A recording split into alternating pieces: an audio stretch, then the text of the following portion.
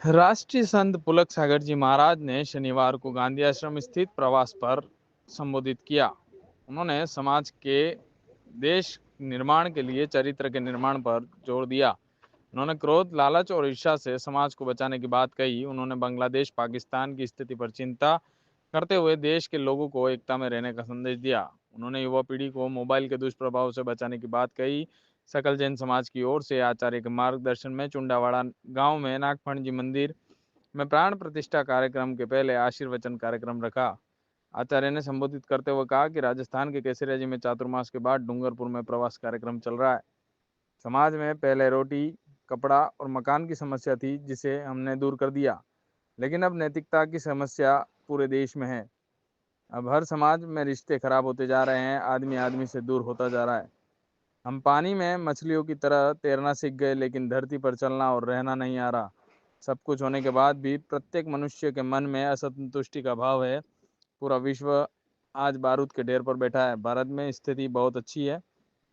हमारे पड़ोसी देश में अराजकता की स्थिति है। हमारे उनसे बेहतर सामाजिक ताना बाना बना हुआ है। भूतकाल में इस देश की लापरवाही का खामियाजा आज भी समाज देश भुगत रहा है। प्रत्येक मानव जाति को एकता के सूत्र में बंध कर भाईचारे की भावना जागृत करनी होगी।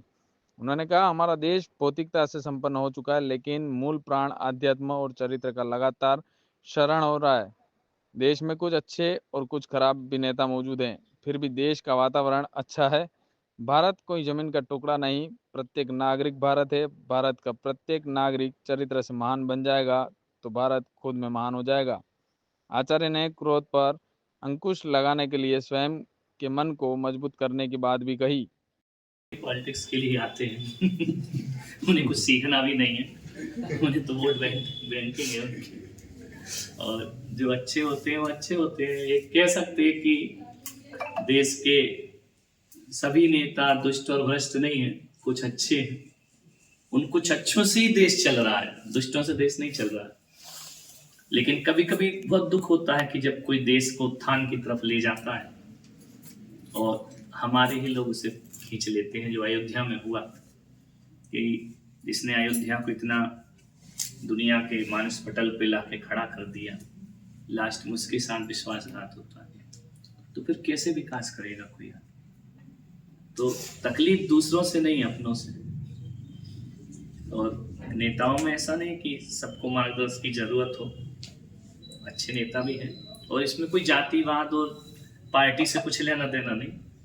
अब्दुल कलाम जैसे नेता भी देश में होते हैं तो फिर वहाँ हम मजहब नहीं देखा करते हैं।